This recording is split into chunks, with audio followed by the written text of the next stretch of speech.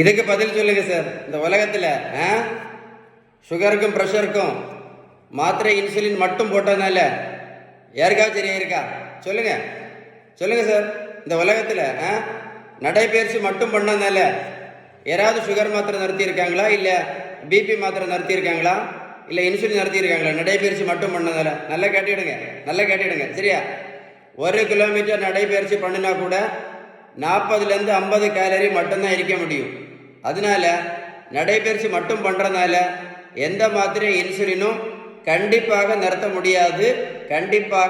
முடியாதுன்னு ஒரு பேப்பரில் நீங்களே எழுதி வச்சுக்கிடுங்க. அப்போ தான் உங்களுக்கு கரெக்டாக புரியும். இன்னொரு பெரிய மூட நம்பிக்கை, நம்ம ரைஸ் சாப்பிட்றதுனால தான் சுகருக்கு மாத்திரையும் இன்சுலினும் போட்டுட்ருக்கோம் அப்படின்னு ஒரு பெரிய மூட நம்பிக்கை. அப்படி தானே? நான் ஒரு கேள்வி கேட்பேன், பதில் சொல்லுவீங்களா? வட இந்தியாவில் அவங்க ரைஸ் சாப்பிடவே மாட்டாங்களே, என்னைக்காவது ஒரு நாள் தான் சாப்பிடுவாங்க. வட இந்தியாவில் எத்தனை பேர் சுகருக்கு மாத்திரை இன்சுலின் போட்டுட்ருக்காங்க?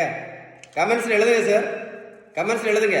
இந்த உலகத்தில் சரியா ரொம்ப ஃபேமஸ் இப்போ வெந்தயமும் ஆவாரம்பூவும் பயங்கர ஃபேமஸ் இப்போ.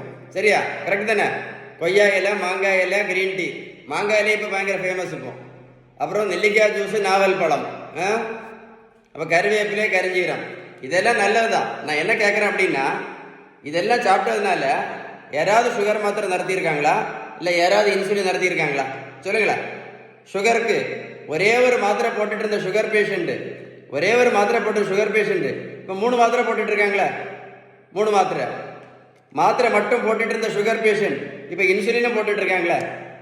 கருவேப்பிலை, கரிஞ்சீரகம், மாங்காய் இலை, கொய்யா இலை, நாவல் பழம், இதெல்லாம் சாப்பிட்டு போகிற கூட.